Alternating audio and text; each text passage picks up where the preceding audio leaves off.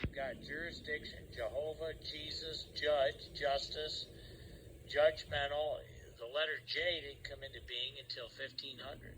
Sounds strange, doesn't it? Right. So literally, Jesus Christ doesn't exist. But Think about that. Yeah, the sound of that did not exist until much later. Yep. So if I call you Susie, are you going to answer me? No. Thank you. If you call me Bob, am I going to answer you? No. So all we do is change the name of who we're talking to. This is how evil and wicked these people are. Yep. So Judeo, Judah, it's all new artificial construct stuff. That's the garbage we're dealing with these bad people. Andy, did that start with the King James, or was that even before that they started with the J to deceive everybody? Well, it's around, I think somebody said the printing press was in the 1400s, so, think about it. Here you are, let's say we're the Catholic Church. We're sitting around the Roman Catholic Church, and the printing press comes out, and can you imagine how PO'd those guys would be? They knew what was going to happen. So now they have to develop a process, procedure, protocol. What are we going to do to combat people being able to have the printing press and learn? Jesuits starts with a J. So they develop plans. So my assumption and presumption is the Roman Catholic Church. I've never done a study on this. All I know is the word J came into being in the 1500s. You know who was behind it. It wasn't the Pilgrim Separatists.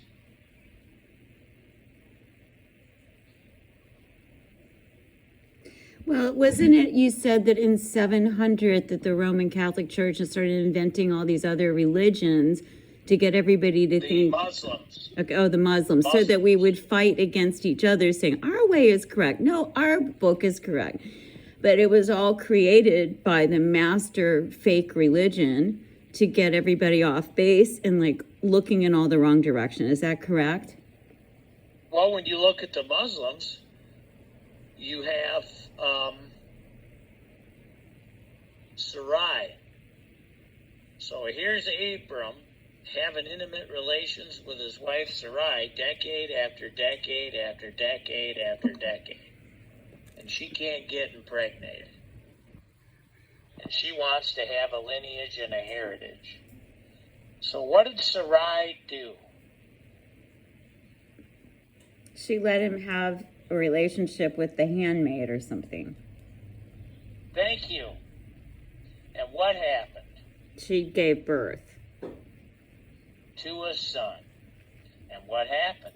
Then there's the jealousy thing about the birthright. Thank you. And then what happened? Then Sarah got pregnant, or Sarai got pregnant. Oh, wait a minute. What did he do with the concubine and the child? She got shipped out into the desert. Remember? Yeah. Is that not the perfect story for the Muslims? And remember in that story when it talks about there'll always be a fight between you two? Does this make sense now? Totally where the makes Muslims sense. came from? Yeah, totally. There it is, right there. That's how I think they created the whole thing, right there. There you go. But what I think from all the study we've been studying week after week and day after day, and all the dots connecting, all roads lead to Rome. They basically have, for the last 6,000 years, controlled everything, which is also, too, if you think about it, 6,000 years, the world created the world in 6 days or 6,000 years, right? And then 1,000 years of peace, right? And that we're back under Christ.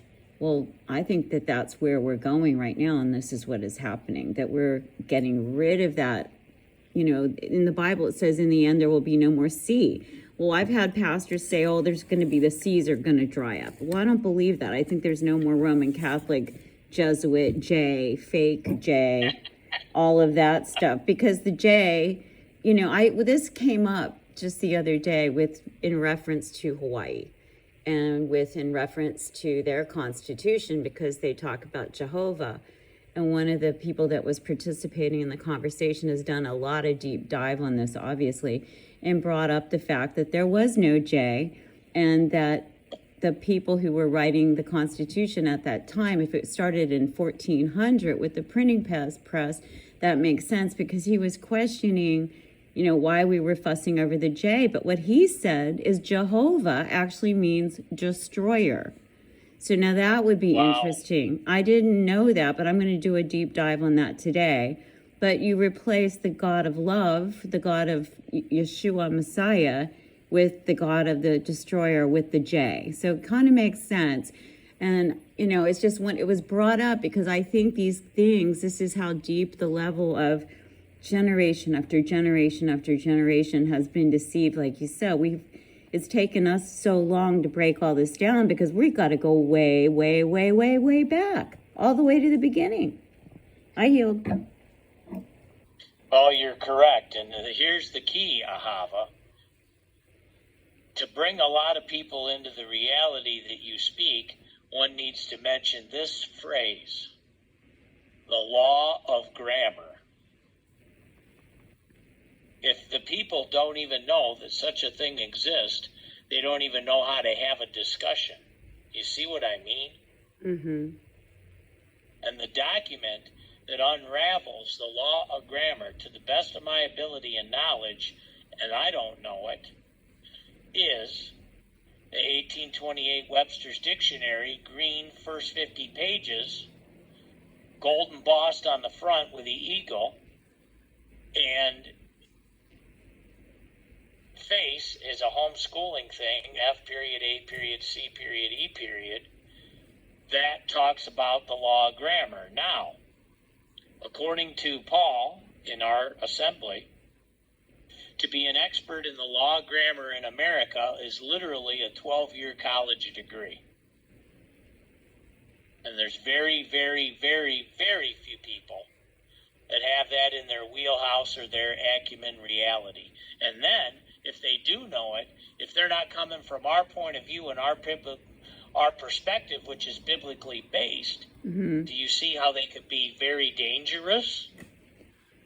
Yes, and this even goes back to, again, the whole thing about what you just said about the J, jurisdiction, the Jews, everything that you're saying, that all of this goes back to them changing and adding this letter that didn't exist before.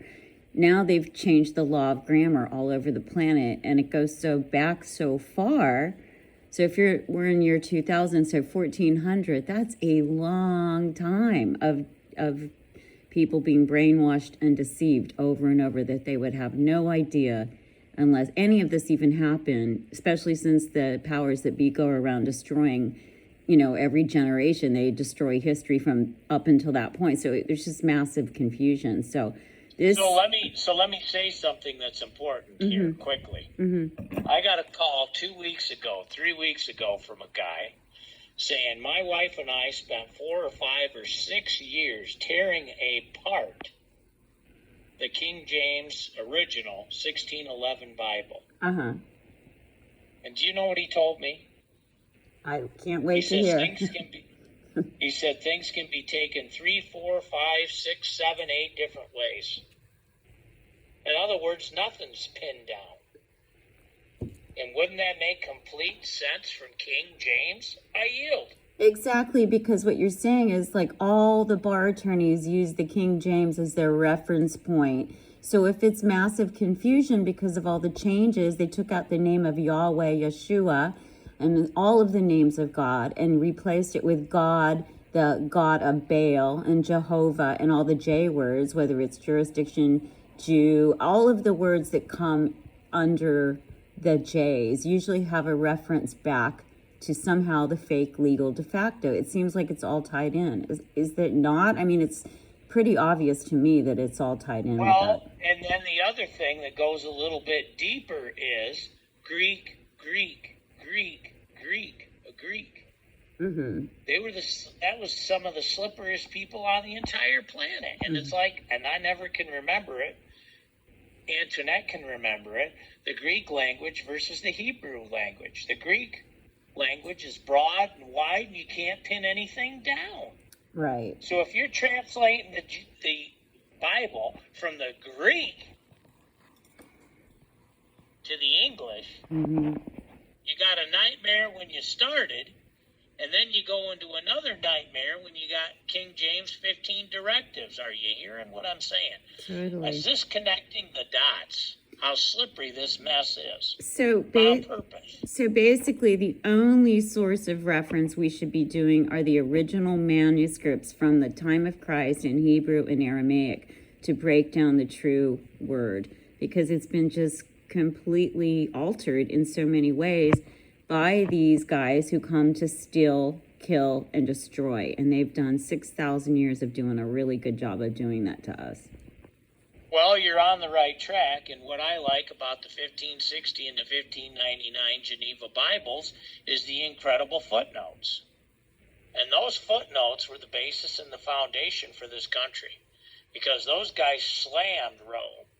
They slammed the Vatican. They slammed the Pope.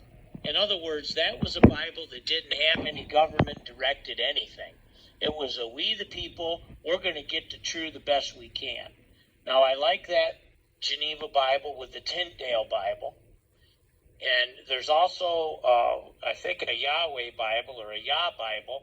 But now we have to find somebody that knows the Hebrew, that's a messianic believer, that doesn't have twisted or hidden agenda, and somebody that also knows the Aramaic, and also somebody that's a scholar and true, if we really want to tighten things up. Now, one of those guys, I believe, is mentioned in that article, Ecclesia versus Church, is Nehemiah or Nehemiah Gordon.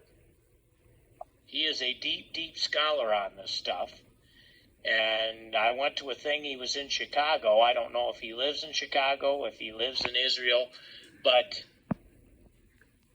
I think he would be a guy that would be on our side of reality. He was a friend of Michael Rood's. Michael Rood came from Greenville, Michigan. Michael Rood has a home in, I think it's Bethany, looking over the Sea of Galilee or some body of water. But he's the guy that I went to Israel with. And he's friends with Nehemiah Gordon. He was also friends with the archaeologist Ron Wyatt. You know about Ron Wyatt? Is he the guy who found the Ark of the Covenant? Yes, his conclusion was Golgotha, the place of the skull, was over the top of something to do with a temple at some point. And when the ground split open at Golgotha, the place of the skull, the blood from the creator of the universe fell on the Ark of the Covenant or the mercy seat or something.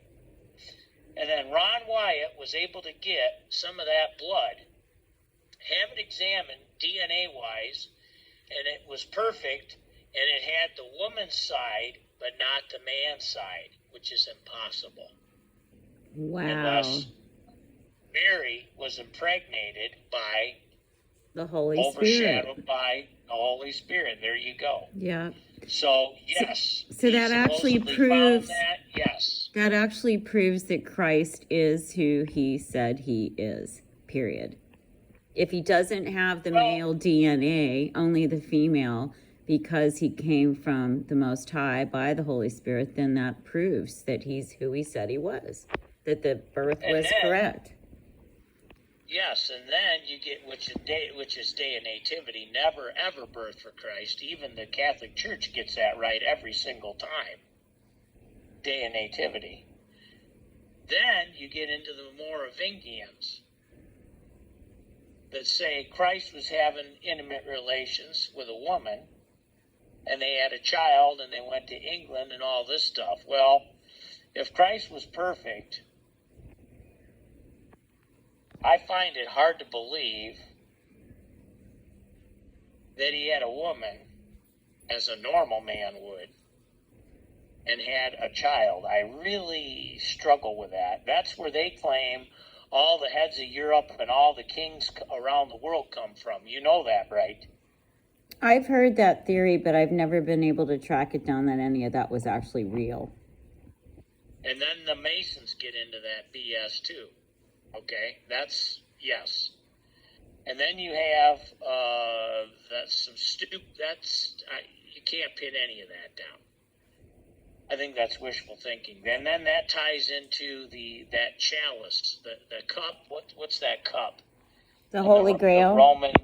The Holy Grail. Well, the Roman. I'm not sure. The Roman Catholic Church has a hold of that, I think. And then you have Acts 29 that's not in the normal Bibles. Look that up. And that talks about Paul coming to southeast England, which is now the town of Sandwich, which at the time was Raphaeus. And I watch, one of my favorite shows on TV is Dabble. It's the UK countryside. And they show those old historic ancient houses. And they go to, I think it's in the county of Kent, and they show that area of Sandwich, and they talk about what I'm talking about. And Martha Stewart owns that show, Escape to the Country, and they're basically confirming on a secular show what I'm talking to you about in southeast England. So that's, pretty fascinating. But the English and Italy and Greek, what are they? They're on the sea. So if you're on the sea, and Holland, the Netherlands, and you're doing shipping and commerce all over the world, you're dealing with law of the sea. You see what I'm talking about? And then also you got kings and kingdoms. So they're not going to talk about God's way. They're going to talk about steal, kill, destroy, money, power, influence. Does this make sense? Yes, I've been coming across a lot of that stuff too. And So Antoinette, your